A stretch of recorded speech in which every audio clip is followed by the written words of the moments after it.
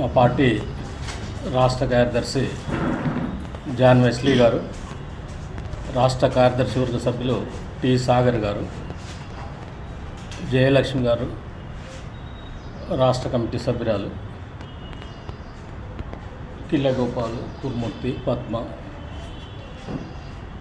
మా జిల్లా కమిటీ సమావేశం ఉంది. సమావేశానికి ఈ జిల్లాలో ఉండే సమస్యల మీద రాబోయే కాలంలో తీసుకోవాల్సిన కర్తవ్యాలు, ఈ మధ్యకాలంలో రాష్ట్ర మహాసభలు, ఆల్ ఇండియా మహాసభలు, మా జిల్లా మహాసభలు అయిపోయిన తర్వాత ప్రజా సమస్యల మీద ఎట్లాంటి కార్యక్రమం తీసుకోవాలా అనేది ఈ మధ్యకాలంలో రాష్ట్ర కమిటీ జరిగింది. ఆ రాష్ట్ర కమిటీ యొక్క కర్తవ్యాలను జిల్లాలో అమలు చేసేదానికోసం జిల్లా కమిటీ సమావేశం జరుగుతుంది. ఆ సందర్భంగా నాయకులు వచ్చారు. వెస్లీ గారు.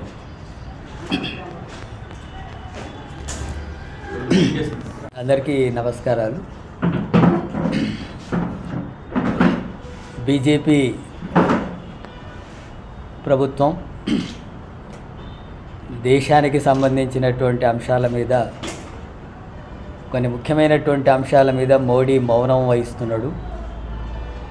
ఇటీవల అమెరికా అధ్యక్షుడు ట్రంప్ భారతదేశంలో తయారయ్యేటటువంటి ఐఫోన్లను అమెరికాలో దిగుమతి అవుతే వాటి మీద 25% పన్నులు విధిస్తున్నామని చెప్పి ప్రకటన చేశాడు. అట్లాగే అది అమెరికాలోనే తయారు కావాలి తప్ప భారత్లో ఇతర దేశాల్లో తయారు కావడానికి వీల్లేదనేటటువంటి ఆంక్షలు కూడా పెడుతున్నాడు. అట్లాగే అమెరికా నుంచి భారతదేశానికి దిగుమతి అయ్యేటటువంటి వాటిలో 0% పన్ను ఉంటుంది అని చెప్పి మాట ఇచ్చారని చెప్పి కూడా ట్రంప్ చెప్తున్నాడు. మన దేశం నుంచి తయారైపోయినటువంటి వాటికేమో 25% పన్నేస్తామని, అమెరికాలో తయారైనటువంటి వస్తువులు మన దేశానికి వస్తే మాత్రం 0% ఇస్తూనే ఉంటుందని చెప్పి మాట ఇచ్చారని చెప్పి ట్రంప్ చెప్తున్నాడు. దీని మీద మన దేశ ప్రధాని మోడీ స్పందించాల్సినటువంటి అవసరం ఉంది. ఎందుకంటే ఈ నేపథ్యంలో ఇక్కడ కొత్తగా వచ్చేటటువంటి పరిశ్రమలు కానీ ఇతరవి ఆ రకంగా పెట్టుబడులు వచ్చేటటువంటి అవకాశం ఉండదు. అట్లాగే మన దేశం, ఆ దేశం నుంచి దిగుమతి అయ్యే వాటికన్నిటి కూడా 0% అనేటటువంటి పద్ధతి వస్తే ఇక మన దేశంలో ఉండేటటువంటి పారిశ్రామిక రంగం అంతా కూడా దెబ్బతినిపోయేటటువంటి అవకాశం ఉంటుంది. దానివల్ల పెద్ద ఎత్తున నిరుద్యోగ సమస్య పెరిగేటటువంటి అవకాశం ఉంటుంది. అట్లాగే దేశ సంపదకు కూడా అది తీవ్రమైనటువంటి ఆటంకంగా ఉంటుంది. కాబట్టి దాని మీద మోడీ స్పందించాలని చెప్పి సిపిఎంగా డిమాండ్ చేస్తున్నాం. అట్లాగే పహల్గాం ఘటనకు సంబంధించిన దాడి తర్వాత ఇప్పుడు ఏకతా యాత్ర అనేది బీజేపీ వాళ్ళు చేస్తున్నారు. ఒక రకంగా ఉగ్రవాదులకు సంబంధించినటువంటి దాడిని ప్రతిదాడి చేయడానికి భారత ప్రభుత్వం సైన్యాలు చాలా బాగా ఎఫెక్టివ్గా చేసాయి అని చెప్పి దేశ ప్రజానీకం, అన్ని రాజకీయ పార్టీలు కూడా కేంద్ర ప్రభుత్వానికి, సైన్యానికి మద్దతు ఇచ్చాయి. కానీ ఆ ఘటనకు సంబంధించినటువంటి దాంట్లో కాల్పుల విరమణ జరిగినటువంటి నేపథ్యంలో పాకిస్తాన్ భారతదేశం యొక్క కాల్పుల విరమణ నేను చెప్పడం వల్లనే, నా జోక్యం వల్లనే ఆ కాల్పుల విరమణ జరిగిందని చెప్పి ట్రంప్ 1కి 4 సార్లు ప్రకటిస్తున్నాడు. వాళ్ళకు వాణిజ్య ఆంక్షలు పెట్టడం వల్లనే కాల్పుల విరమణ జరిగింది, లేకపోతే అణ్వాయుధాల యుద్ధం జరిగేది అని చెప్పి ట్రంప్ చెప్తున్నాడు. మరి అమెరికా జోక్యం వల్ల, ట్రంప్ జోక్యం వల్లనే ఈ కాల్పుల విరమణ జరిగిందా? ఈ విషయం మోడీ ప్రభుత్వం ప్రకటించాలి, కేంద్ర ప్రభుత్వం. ఒకవేళ అదే జరిగితే అది దేశానికి అవమానకరమైనటువంటి అంశం. మన దేశానికి సంబంధించినటువంటి ఇరు దేశాల మధ్య, పాకిస్తాన్ భారతదేశాల మధ్య జరిగేటటువంటిది ఏదైనా సరే సిమ్లా ఒప్పందం ప్రకారం 2 దేశాల మధ్యనే చర్చ ఉండాలి, మూడో జోక్యం ఉండకూడదు అనేటటువంటిది దాంట్లో ఒప్పందంలో భాగం. మరి దాన్ని అతిక్రమించి ట్రంప్ జోక్యం ఉంది అనేటటువంటిది వస్తే, మౌనం దాలిస్తే అది నిజమే అనిపించే అవకాశం ఉంది. అది మన సమర్థత కిందికి రాదు. ఈ దేశం రక్షించుకోవడం అనేటటువంటి దాంట్లో మరొకరి పాత్ర, అది కూడా అమెరికా సామ్రాజ్యవాద పాత్ర ఉంది అంటే అది సరైనటువంటిది కాదు. దాని విషయం కూడా ప్రకటన చేయాలి. అట్లాగే విదేశాలకంతా కూడా పెద్ద ఎత్తున అందరూ రైతులు ఆందోళన చేస్తున్నా ప్రభుత్వం వాటిలో విఫలమైంది, సరిగా ఆ సమస్యను పరిష్కరించలేకపోతుంది. అట్లాగే రైతు భరోసా ఇవ్వడం అనేటటువంటిది సరిగా జరగలేదు. రైతు బీమా ఇవ్వడం అనేటటువంటిది జరగడం లేదు. మహిళలకు 2500 ఇస్తామన్నటువంటి హామీ అమలు జరగడం లేదు. అట్లాగే పెళ్లి చేసుకునేటటువంటి వాళ్ళందరికీ కూడా 1 తులం బంగారం ఇస్తామన్నటువంటి వాగ్దానం నెరవేరలేదు. సామాన్యమైనటువంటి పేద ప్రజలకు ఇచ్చి అనేక వాగ్దానాలు చేసి అధికారంలోకి వచ్చిన తర్వాత ఇప్పుడు తను అంటున్నాడు ఆర్థికంగా రాష్ట్రం దివాలా తీస్తుంది, అప్పుల పాలైంది, ఆదాయాలు లేవు, నన్ను కోసినా ఏమీ రాదు అని చెప్పి అంటున్నాడు. అట్లాగే ఉద్యోగస్తులు తమ సమస్యల మీద అడిగితే ఉద్యోగస్తుల డిమాండ్లను పెడదాం, 10 లక్షల మంది జనాన్ని పోగేస్తాం, వాళ్ళకు పెడదాం, అప్పుడు ప్రజల ముందు పెడతాం, ఏది తీసేయాలో ఏది ఉంచాలో అని చెప్పి ప్రజలకు ఉద్యోగస్తులకు మధ్య వైరుధ్యం సృష్టించే కార్యక్రమాన్ని పెట్టుకుంటాడు. ఏ సంక్షేమ పథకం ఆపాలనో చెప్పమని. మరి ఎన్నికలకు ముందు తెలియదా రాష్ట్ర ఆర్థిక పరిస్థితి? ఎన్నికలకు ముందు అధికారం కోసం మాత్రం హామీలు ఇచ్చి అధికారంలోకి వచ్చిన తర్వాత పేదల నోట్లలో మట్టి కొట్టే కార్యక్రమాలు జరిగితే చూస్తూ ఊరుకుండే సమస్య లేదు. ప్రజలు తీవ్రంగా ప్రతిఘటిస్తారు. సిపిఎం పార్టీ కూడా ఇచ్చిన వాగ్దానాలన్నీ అమలు జరగడానికి 6 గ్యారెంటీలు ఖచ్చితంగా అమలు జరిగేంత వరకు సిపిఎం పార్టీ ప్రభుత్వానికి మీద వెంటబడి పోరాడుతుంది. ఆ సమస్యలు పరిష్కారం చేయకపోతే ఆ ప్రభుత్వానికి తగిన గుణపాఠం ప్రజలు చెప్పేటట్టుగా ఈ పోరాటాలని కొనసాగిస్తామని చెప్పి తెలియజేస్తున్నారు. అట్లాగే రాష్ట్రానికి సంబంధించినటువంటి జరిగినటువంటి పరిణామాలు, ఉగ్రవాదులను ఎదుర్కొన్నటువంటి విషయాలు, ప్రపంచ దేశాల మద్దతు కూడగట్టడానికి బృందాలు పోయి పర్యటిస్తున్నాయి. అక్కడ పోయి చెప్తున్నారు. కానీ భారతదేశంలో పార్లమెంటు సమావేశాలు జరపండి, దేశ ప్రజలకంతా దీన్ని వివరించాలా, ఆ దాడి జరిగినటువంటి నేపథ్యంలో ఇంటెలిజెన్స్ వైఫల్యం ఏంటి, ఇప్పటికీ దాడికి పాల్పడేటువంటి ఆ 4గురిలో ఒక్కరిని కూడా ఎందుకు అరెస్ట్ చేయలేకపోయారు, అట్లాగే ట్రంప్ మాట్లాడుతున్నటువంటి దానికి స్పందించకపోవడం వల్ల దేశం అది అవమానకరమైనటువంటి అంశంగా భావిస్తున్నారు ప్రజలు. మరి ఈ విషయాన్ని పార్లమెంటు సమావేశాలు జరిపి వివరించాలని చెప్పి అన్ని పార్టీలు అడుగుతుంటే పార్లమెంటు సమావేశాలు పెట్టడం లేదు. పార్లమెంటు సమావేశాన్ని పెట్టి ప్రజలకు, దేశ ప్రజలకు కూడా వివరించాలా, ఈ ప్రశ్నలన్నిటికీ కూడా సమాధానం చెప్పాలని చెప్పి సిపిఎం పార్టీగా డిమాండ్ చేస్తున్నాం. అట్లాగే ప్రధానంగా ఉపాధి కూలీల సమస్య చాలా తీవ్రమైనటువంటి సమస్యగా దేశవ్యాప్తంగా ఉంది. ఉపాధి కూలీలు, గ్రామీణ ప్రాంతాల్లో పనిచేసే ఉపాధి కూలీలు పని కోల్పోతున్నారు. పని దినాలు వాళ్ళకి రావడం లేదు, వేతనాలు సరిగా రావడం లేదు.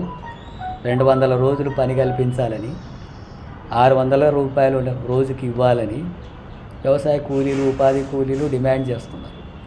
ఒక 2.5 లక్షల కోట్ల రూపాయలు కేంద్ర ప్రభుత్వం కేటాయిస్తే 30 కోట్ల మంది ఉపాధి కూలీలకు పని దొరుకుతుంది, వాళ్ళ కుటుంబాలు బ్రతకడానికి అవకాశం ఉంటుంది. కానీ 2.5 లక్షల కోట్లు కావాలంటే వాళ్ళు 86,000 కోట్లు మాత్రమే ఇస్తున్నారు. 45 లక్షల కోట్లకు పైగా ఉన్నటువంటి బడ్జెట్లో 2.5 లక్షల కోట్లు ఇస్తే ఉపాధి కూలీలందరి జీవితాలు బాగుపడడానికి అవకాశం ఉంటుంది. ఆ విషయాలు పట్టించుకోవడం లేదు, స్పందించడం లేదు, దాని గురించి మాట్లాడడం లేదు. అందుకనే రేపు 30 తారీఖున రాష్ట్ర వ్యాప్తంగా అన్ని కలెక్టర్ కార్యాలయాల ముందు ఉపాధి కూలీల సమస్యల మీద ధర్నాలు నిర్వహించాలని చెప్పి వ్యవసాయ కార్మిక సంఘం పిలుపునిచ్చింది. ఆ ధర్నాకు సిపిఎం పార్టీ పూర్తిగా మద్దతు ఇస్తుంది. ఆ సమస్యలను పరిష్కరించడానికి కేంద్రం మీద ఒత్తిడి తీసుకురావాలని చెప్పి అలాంటి ఉద్యమాలు మనం కొనసాగించాల్సిన అవసరం ఉందని చెప్పి తెలియజేస్తున్నాం.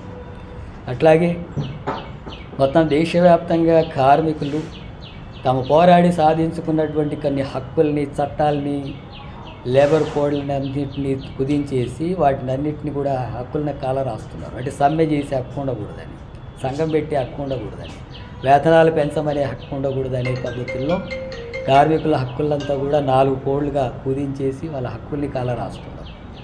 దీనికి వ్యతిరేకంగా దేశవ్యాప్తంగా కార్మికులు పెద్ద ఎత్తున ఆందోళన చేస్తున్నారు. కనీస వేతనం 26,000 ఉండాలా, జరిగిన ధరలకు అనుగుణంగా వాళ్ళ వేతనాలు కూడా పెంచాలా, ఆ కుటుంబాలు కూడా బ్రతకాలి కదా, బ్రతుకుదేరు అన్నప్పుడు 26,000 రూపాయలు నెలకు కనీస వేతనం ఉండాలని చెప్పి అంటే స్పందించడం లేదు. ఆ సమస్య మీద కేంద్ర ప్రభుత్వం వెంటనే స్పందించి 26,000 రూపాయలు కనీస వేతనం ఉండేటట్టుగా చర్యలు తీసుకోవాలా. ఆ రకంగా కార్మికులు చేస్తున్నటువంటి ఆందోళన పోరాటాలకు కూడా సిపిఎం పార్టీ పూర్తిగా మద్దతు ఇస్తుంది. అట్లాగే రైతాంగం వాళ్ళకి గిట్టుబాటు ధర లేదని, మార్కెట్ కల్పించడం లేదని, ఎరువుల మీద సబ్సిడీలు ఇవ్వడం లేదని, ఇటువంటి అనేక కారణాల చేత బీజేపీ అధికారంలోకి వచ్చిన తర్వాత 1,00,000 మందికి పైగా రైతులు ఆత్మహత్యలు చేసుకుంటున్నారు. ఇప్పుడు కూడా అలాంటి స్థితి కొనసాగుతుంది. అందుకని వాళ్ళ రైతుల సమస్యలు పరిష్కరించడంలో కేంద్ర ప్రభుత్వం పూర్తిగా విఫలమైంది. ఆ భూములంతా కూడా కార్పొరేట్ సంస్థలకు అప్పగించేటటువంటి కార్యక్రమానికి పూనుకుంటుంది. ఆ రకంగా రైతులకు, కూలీలకు, కార్మికులకు వ్యతిరేకంగా బీజేపీ వ్యవహరిస్తున్నటువంటి పరిస్థితి ఉంది. దీన్ని శ్రామిక వర్గాలని వాళ్ళ శ్రమను దోపిడీ చేసుకోవడానికి తప్ప, కార్పొరేట్ సంస్థలను పెంచి పోషించడం తప్ప ఇంకో పద్ధతి లేదు. బీజేపీ అనుసరిస్తున్నటువంటి దాంట్లో అది దేశం ఆర్థికంగా ప్రపంచ దేశాల్లో ఇప్పుడు మనం 4వ స్థానంలోకి పోయినాం. ఆర్థికంగా అభివృద్ధి చెందిన ఎక్కువ దేశాల్లో మనం 4వ స్థానం అని చెప్పి అంటున్నాం. కానీ మన దేశంలో ఇప్పటికీ పౌష్టికాహారం లేనటువంటి వాళ్ళు 40% మంది పైగా ఉన్నారని, అట్లాగే 20 కోట్ల మంది కనీసం తిండి దొరకడం లేనటువంటి ప్రజలు ఈ దేశంలో ఉన్నారని, 1% కార్పొరేట్ సంస్థల చేతుల్లో 40% సంపద పోగైతే 50% ఉండే పేదల చేతుల్లో 3% సంపద మాత్రమే ఉంటుందని, ఇలాంటి తీవ్రమైనటువంటి ఆర్థిక అసమానతలు దేశంలో కొనసాగుతుంటే, ఇండ్లు లేనటువంటి వాళ్ళు కోట్ల మంది ఉంటే, నిరుద్యోగ సమస్య తీవ్రంగా ఉంటే, ఉపాధి కూలీలు పని కోసం కొట్లాడుతున్న పరిస్థితి ఉంటే, అలాంటి ఆర్థిక అసమానతలు కొనసాగుతున్నటువంటి సందర్భంలో ప్రపంచంలో మనం 4వ ఆర్థికంగా అభివృద్ధి చెందినటువంటి దేశంగా కోవడం అనేది సమానమైనటువంటి ఆర్థిక అసమానతలు తీవ్రంగా ఉన్నటువంటి విషయాన్ని పరిష్కరించకుండా ఏదో ఆదాను, అంబానీ లాంటి వాళ్ళ చేతుల్లో సంపద పోగై ప్రజల చేతుల్లో సంపద లేకుండా చేసేటటువంటి ధోరణిని బీజేపీ అనుసరిస్తుంది. దీన్ని వ్యతిరేకించాల్సినటువంటి అవసరం ఉంది. అందుకని బీజేపీ విధానాలు ప్రజా వ్యతిరేకంగా ఉన్నాయి. ప్రజా వ్యతిరేక విధానాలకు పైన, బీజేపీ విధానాలపైన పోరాడాల్సినటువంటి అవసరం ఉందని చెప్పి ప్రజానీకానికి విజ్ఞప్తి చేస్తున్నాం. అట్లాగే మన రాష్ట్ర ముఖ్యమంత్రి రేవంత్ రెడ్డి ఈ జిల్లాకు సంబంధించినటువంటి వ్యక్తి, ఈ జిల్లాకు సంబంధించినటువంటి విషయాలు పరిష్కరించే దాంట్లో ఏవైనా ముందుకు వస్తాడని చెప్పి అనుకున్నది. అలాంటిది ఏం జరగలేదు. ఇప్పుడు IIITని ప్రారంభిస్తున్నట్టుగా వచ్చింది. దాని వరకు చూస్తే అది మంచిదే. కానీ పాలమూరు రంగారెడ్డి ప్రాజెక్టుకు సంబంధించింది వాటికి నిధులు కేటాయించడం అనేటటువంటి జరగడం లేదు, పనులు జరగడం లేదు. దానివల్ల మొత్తం మహబూబ్నగర్ జిల్లాకు కానీ రంగారెడ్డి జిల్లాకు కానీ మొత్తం నీటి సౌకర్యం పెరిగి, వ్యవసాయ రంగంలో కొంత పని పెరిగి, పారిశ్రామికంగా కూడా అభివృద్ధి చెంది, ఉపాధి అవకాశాలు పెరగడానికి అవకాశం ఉన్నటువంటి ముఖ్యమైనటువంటి అంశాల మీద జరగడం లేదు. జిల్లాలో ఉండే పెండింగ్ ప్రాజెక్టులు పూర్తి చేయడానికి తగినట్టుగా నిధులు కేటాయించేటటువంటి దాంట్లో సరైనటువంటి చర్యలు తీసుకోవడం లేదు. అట్లాగే రాష్ట్ర వ్యాప్తంగా కూడా రైతులకు సంబంధించినటువంటిది ఈరోజు పేపర్లో చూస్తే వర్షాలకు ధాన్యం అంతా తడిసిపోయింది. కొనుగోలు చేయండి అని చెప్పి తహసీల్దార్ల కాలు మొక్కుతున్నారు రైతులు. మొత్తం 10-15 రోజులైంది రోడ్ల మీదనే లేదా మార్కెట్లలోనే ధాన్యం ఉంటుంది, తడిసినాయి, అవి కొనండి, మేము నష్టపోతున్నాం, పడిగాపులు గాయాల్సి వస్తుందని అవి కాలు మొక్కుతున్నారు రైతులు. దాంట్లో ముఖ్యంగా ఎస్సీ గురుకుల పాఠశాలల్లో పిల్లలు దాదాపు 1,200 మంది పనిచేసేటటువంటి వాళ్ళనంతా కూడా శానిటేషన్ ఇటువంటి కాంట్రాక్ట్ బేస్లో పనిచేసే వాళ్ళను తొలగించి ఇప్పుడు పిల్లల ద్వారానే టాయిలెట్లు కడిగించడం కానీ, రూములు కడిగించడం కానీ, రూములు ఓడిపించడం కానీ పిల్లలతోనే పని చేయిస్తున్నారు. వంట పని కూడా వాళ్ళే చేయాలంటున్నారు, బూజు దులిపే పని వాళ్ళే చేయాలంటున్నారు. వీళ్ళు ఏమైనా బాగా ధనవంతుల కుటుంబాల నుంచి వచ్చిన వాళ్ళ వీళ్ళు అని చెప్పి అవమానించేటటువంటి పద్ధతిలో ఏఎస్ అధికారిని వర్షిని మాట్లాడినట్టుగా పత్రికల్లో, వీడియోల్లో వచ్చింది. దీన్ని సిపిఎం పార్టీ తీవ్రంగా ఖండిస్తుంది. దీని మీద ముఖ్యమంత్రి వెంటనే జోక్యం చేసుకొని శానిటేషన్ కోసం పనిచేసేటటువంటి వాళ్ళనంతా కూడా వాళ్ళ నియామకాలు చేపట్టాలా. అట్లాగే పిల్లలకు సంబంధించినటువంటిది చిన్న పిల్లల్ని ఆ రకమైనటువంటి పనులు చేయించడం అనేది కరెక్ట్ కాదు. వాళ్ళు చదువు కోసం అణగారిన కుటుంబాలు, పేద కుటుంబాల నుంచి వచ్చినటువంటి వాళ్ళను చదువు నేర్పించి ఉన్నతమైనటువంటి స్థానాలకు పంపించాల్సినటువంటి బాధ్యత నుంచి తగ్గించి వాళ్ళు మళ్ళీ ఆపని చేసుకునేటటువంటి వాళ్ళైతే ఊర్లో కూలి పని చేసుకుంటూ కూడా బడికి పోయేటటువంటి విధానంకు వ్యతిరేకంగానే కదా ఇదంతా వచ్చింది. ఇలాంటి వాటిని ముఖ్యమంత్రి వెంటనే జోక్యం చేసుకొని పరిష్కరించాలని చెప్పి కూడా సిపిఎంగా డిమాండ్ చేస్తుంది. ఉన్నటువంటి ఆపరేషన్ కగార్ను వెంటనే నిలిపివేయాలని చెప్పి సిపిఎం పార్టీ డిమాండ్ చేస్తుంది. ఇప్పటికే చాలాసార్లు మావోయిస్టు పార్టీ నాయకులు మేము చర్చలకు సిద్ధమని, చర్చల ద్వారా సమస్యలు పరిష్కరించుకుందామని చెప్పి 1కి 4 సార్లు బహిరంగంగా లేఖలు విడుదల చేశారు. అయినా సరే వేల మంది బలగాలతోన అడవినంతా కూడా చుట్టుముట్టి ఇప్పటికే 500 మందికి పైగా ఈ ఎన్కౌంటర్ల పేరుతో హత్యాకాండకు పాల్పడేటువంటి ఘటన జరిగింది. అట్లాగే వాళ్ళ పార్టీ అగ్రనాయకులు నంబాల కేశవరావుతో సహా చంపేసి, అట్లాగే శవాలను కూడా వాళ్ళకి ఇవ్వకుండా వాళ్ళే దహనం చేసినటువంటి దారుణమైనటువంటి ఘటనలకు పాల్పడుతున్నారు. 2026 మార్చి చివరి నాటికి మావోయిస్టులనే లేకుండా చేస్తామనేటటువంటి పద్ధతిలో హోంశాఖ మంత్రి అమిత్ షా మాట్లాడుతున్నాడు. చర్చలు జరుపుదాం, పరిష్కారం చేసుకుందామని అన్న తర్వాత చర్చలు జరపాలి కదా ప్రభుత్వం. ఒకవైపు పాకిస్తాను భారతదేశం మధ్య ఉగ్రవాద దాడులు జరిగిన నేపథ్యంలో చర్చలు జరుపుకొని కాల్పుల విరమణ చేశారు. 2 దేశాల మధ్యనే సమస్య వచ్చినప్పుడు చర్చలు జరిపి కాల్పుల విరమణ చేసుకుంటే మన దేశ పౌరులు ఈ సమాజంలో దోపిడీ వ్యవస్థ పోవాలని, అణగారినటువంటి తరగతుల సమస్యలు పరిష్కరించాలని చెప్పి పోరాడుతున్నటువంటి వాళ్ళు, అట్లాగే ముఖ్యంగా ఆదివాసీ గిరిజనుల హక్కుల కోసం పోరాడుతున్నటువంటి వాళ్ళ పట్ల చర్చలు జరపకుండా పూర్తి నిరంకుశత్వంగా వ్యవహరిస్తూ వాళ్ళని నిర్మూలిస్తామని చెప్పి మాట్లాడడం అనేటటువంటిది దారుణమైనటువంటి విషయం. ఇప్పటికైనా ప్రభుత్వం స్పందించాలా, చర్చలు జరపాలా, చర్చలు జరిపి సామరస్యంగా పరిష్కారం జరిగేటట్టు చర్యలు తీసుకోవాలి. ఈ ఛత్తీస్గఢ్ అడవుల్లో అనేక ఖనిజాలు ఉన్నాయి, లక్షల కోట్ల రూపాయల విలువ చేసేటటువంటి ఖనిజాలు ఉన్నాయి. అక్కడ ఇనుము కానీ, సున్నపురాయి కానీ, బాక్సైట్, తదితర ఖనిజాలు ఉన్నాయి. వాటన్నిటినీ ఇప్పటికే 7-8 వేల ఎకరాల స్థలంలో ఖనిజాలు తవ్వడానికి కార్పొరేట్ సంస్థలకు అనుమతి ఇచ్చింది కేంద్ర ప్రభుత్వం.